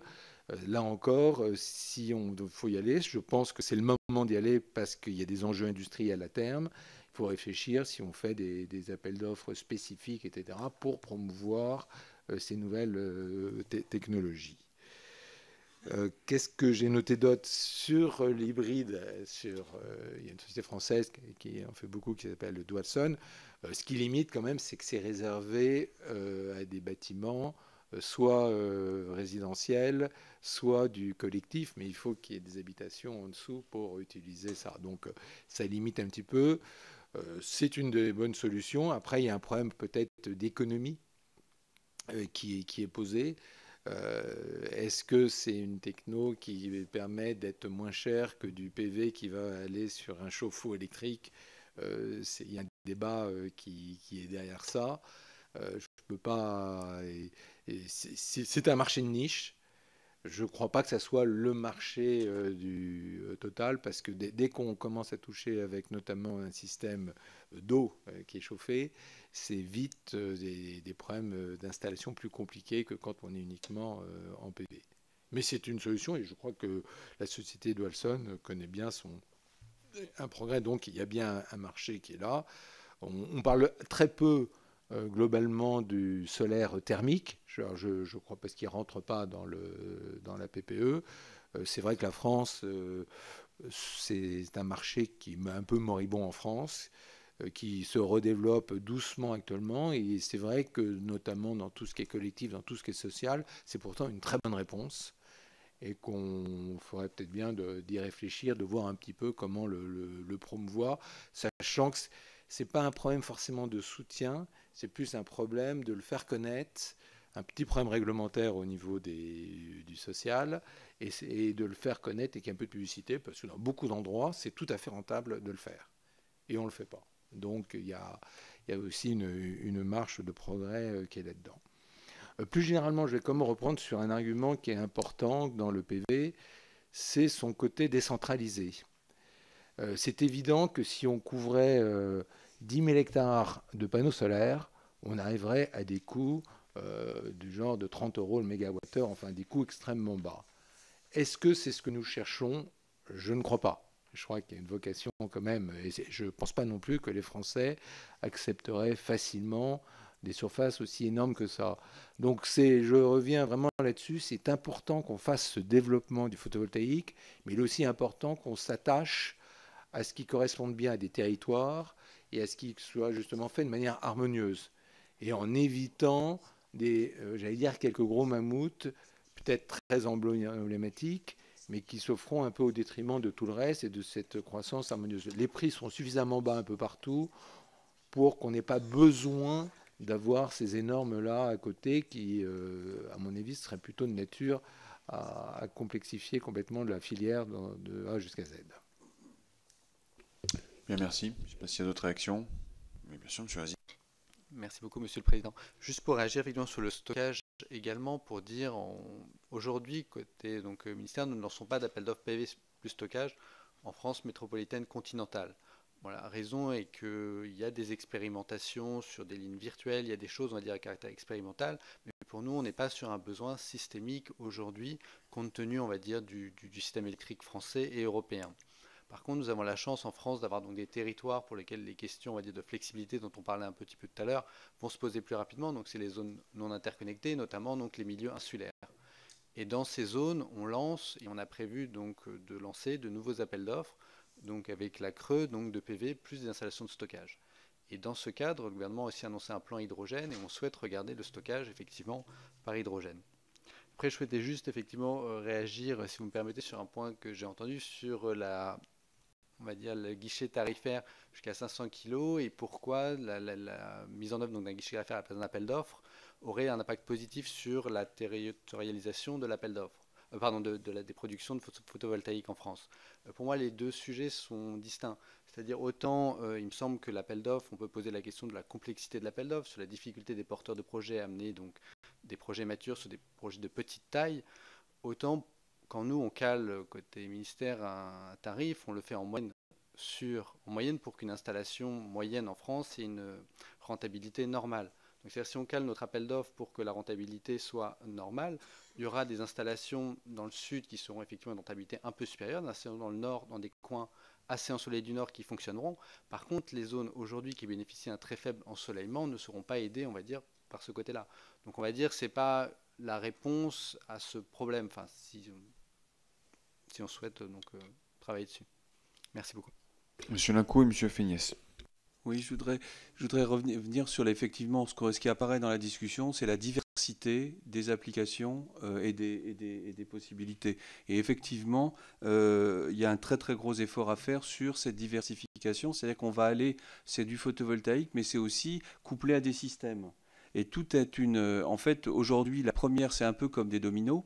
Le photovoltaïque a baissé ses coûts. Et aujourd'hui, ce qui n'était pas possible il y a quelques années pour le photovoltaïque, qu'il devient maintenant. Et c'est exactement le même processus qui est en train de se faire avec le stockage, et je dirais toutes les formes de stockage. Ça va du stockage par des volants d'inertie, mais ça va surtout du stockage avec les batteries lithium-ion, les batteries, les redox flow, comme on dit, le stockage par hydrogène qui se développe, tout ça correspondant à des échelles de temps différentes. On ne stocke pas de la même façon si on doit stocker pendant 2 heures, ou si on doit décaler le pic du midi vers le soir, ou si on doit stocker sur une journée ou plus. Et les quantités mises en œuvre ne sont pas les mêmes. Donc en fait, ce dont on assiste aujourd'hui, c'est que le photovoltaïque et la baisse des coûts de l'électricité produite par ces méthodes est devenu un enclencheur de progrès dans toute la chaîne économique donnée. Et je voudrais indiquer que de ce point de vue-là, un point de différenciation, c'est aussi la façon dont on associe la recherche, et je reviens sur les éléments importants, c'est qu'une partie de la différenciation qui se fera dans les années qui viennent de recherches qui se font aujourd'hui dans tous les labos du monde. Et il est très important qu'à l'initiation de nouveau, on parle des effets thermiques, de combinaisons, d'hybridation, il faut avoir un tissu qui aille jusqu'à la recherche. Et par exemple, dans le stockage, un peu comme à l'IPVF, il y a des laboratoires de recherche qui sont déjà structurés autour d'Amiens, par exemple, au niveau du CNRS, il y a le CEA, il y a l'hydrogène, il y a tout un tissu qui est remarquable, qui est extrêmement créatif. Et ce qu'on doit arriver à faire, c'est de lui donner les moyens de créer un tissu économique dans la genèse de nouvelles industries, la genèse de nouveaux contacts, et il faut penser le coup d'après. Et ça, je crois, et le coup d'après, c'est dans peu de temps.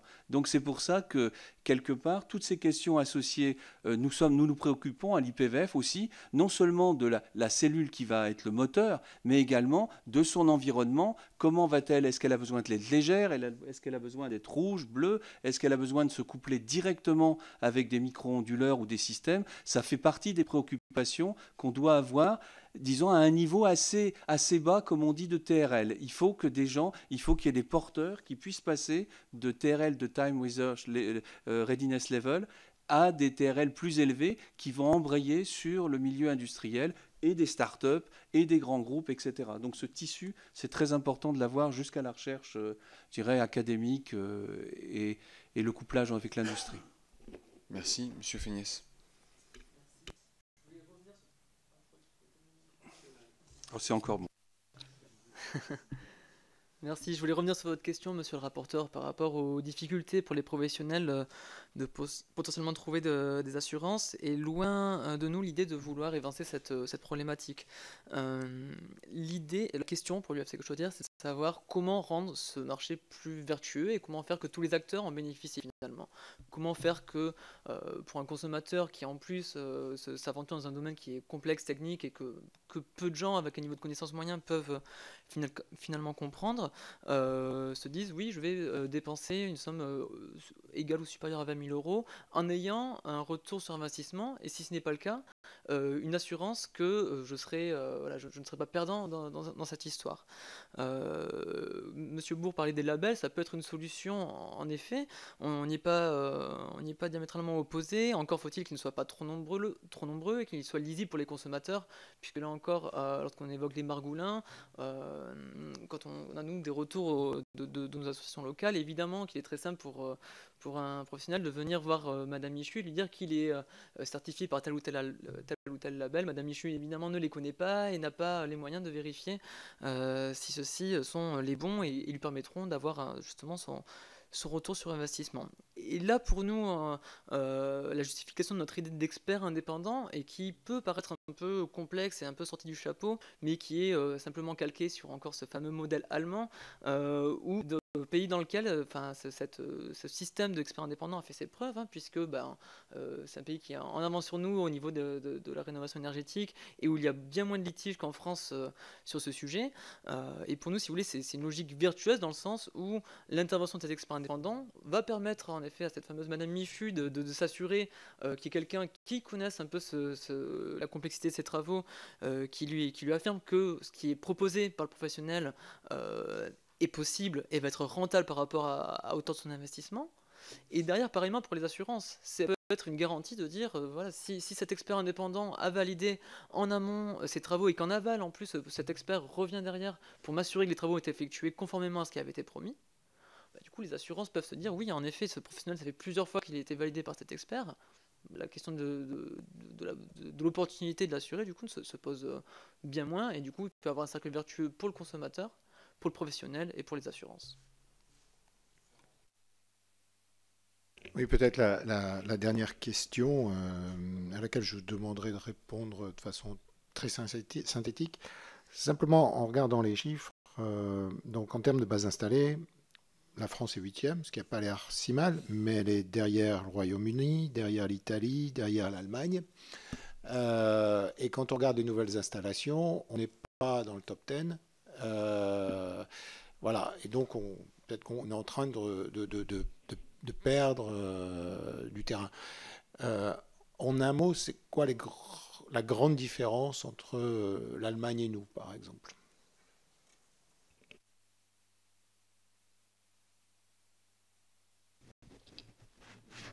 C'est une belle conclusion, merci monsieur le rapporteur. Donner quelques éléments d'appréciation, mais disparates, parce que c'est pas si facile que ça de répondre. Il y a quand même des différences assez fondamentales. L'Allemagne, quelque part, a testé et a essuyé les plâtres quelque part pour nous. C'est-à-dire que la taxe qui permet de financer le renouvelable en Allemagne est de l'ordre de 65-68 € par mégawattheure.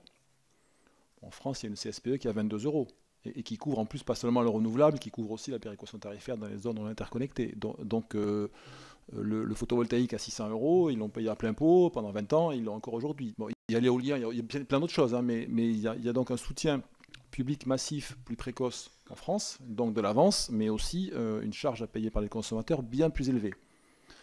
Ensuite, toujours pour l'Allemagne, il y a, alors c'est pas la seule explication, mais c'est une partie de l'explication, le tarif d'électricité payé par en tout cas les consommateurs résidentiels est nettement plus élevé qu'en France, un peu moins du double, mais c'est vraiment nettement plus élevé.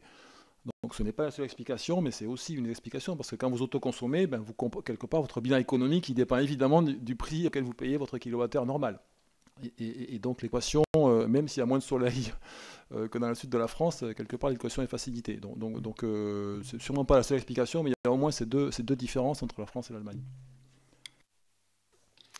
Oui, alors j'ajouterais, ce qui est vrai, c'est que finalement pour nous, ça nous offre un champ de progrès, et finalement être dans cette situation n'est pas forcément mauvaise, parce que on a du photovoltaïque bon marché qu'on peut développer rapidement.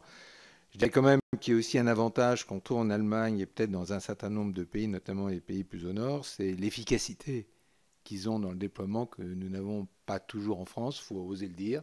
En Allemagne, un permis de construire, ça s'obtient en moins de 10 mois. En Allemagne, les appels d'offres sont réglés je ne sais même pas comment, parce que l'Europe, non, on leur interdirait, mais en 3-4 mois, tout est fait. Donc il y a une rapidité d'exécution là-bas, sur lesquels malheureusement nous n'avons pas en France. C'est un constat. Alors, est-ce que c'est bien protégé en Allemagne, etc. Après, chacun y trouvera ses critères de satisfaction ou pas, mais il faut avoir conscience que les deux facteurs sont importants. Bien, merci mesdames et messieurs. Ah pardon, monsieur Régine. Monsieur le Président, juste très rapidement aussi, c'est un phénomène qui n'a pas été rappelé aujourd'hui, mais quand on regarde le rythme d'installation annuel en fait en France, il est important de se rappeler qu'il y a eu une bulle, un moratoire, qu'il y a quand même effectivement un passif, on va dire, de la filière solaire qui est une histoire compliquée. Donc c'est vrai qu'aujourd'hui, le rythme d'installation remonte progressivement. Nous, c'est ce qu'on vous disait, on est ambitieux, on pense qu'on peut y arriver, il y a des freins à lever, donc il faut qu'on identifie, qu'on lève tout ce qu'on peut lever. Mais c'est vrai qu'il y a eu une espèce de stop and go très très très dur pour la filière. Et mon sentiment, c'est qu'on commence à reconstruire, on va dire, sur ce qui s'est passé. Donc c'est vrai que là, on est dans une phase, dans un creux. Quand on regarde, juste avant le moratoire, on était quand même largement au-dessus du rythme d'aujourd'hui. On revient sur des niveaux, donc on se rapproche du gigawatt par an, un rythme qui est quand même significatif. Donc c'est vrai qu'on a aussi, on va dire, ce passé qu'il faut tenir compte dans les comparaisons. Rapidement, je pense qu'il faut voir que l'Allemagne, il y a le creux sur le photovoltaïque en installation, il a été en Allemagne très fort. C'est-à-dire quand on regarde la croissance en Allemagne, il y a quelques années, il y a eu un creux. Ils installaient 7 gigawatts dans la période faste, ou 6 gigawatts, et ils sont descendus très bas, à un niveau qui n'était pas loin que le niveau français. C'est-à-dire que les deux niveaux sont revenus. Alors l'Allemagne aujourd'hui, alors c'est peut-être à discuter, a redécollé. En fait, ce qu'on observe actuellement, c'est que l'Europe qui a été initiatrice de ce domaine, qui ensuite s'est passée au niveau installation en Chine, et ça c'est très bien, aujourd'hui est en train de reprendre des couleurs, y compris en matière d'installation. Et je pense que c'est un phénomène collectif. L'Allemagne, je crois qu'ils sont à, je me trompe peut-être, c'est autour de 2 gigawatts cette année. On est à 1 gigawatt, on n'est pas si loin que ça. Et c'est l'avenir qu'il faut voir. Très bien. Merci pour vos différentes interventions et d'avoir répondu à cette invitation, d'avoir pu répondre aux questions des différents parlementaires. Je voudrais juste rappeler deux choses. La première, c'est que vos interventions donc, étaient bien en ligne, enregistrées sur le site de l'Assemblée nationale et que si vous souhaitez les récupérer, vous pourrez le faire. Il y aura d'ailleurs les comptes rendus de publier.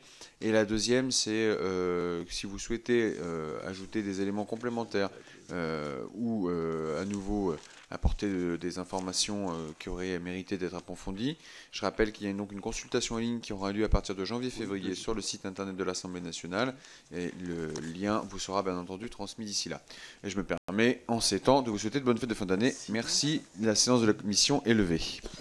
Merci. Merci beaucoup.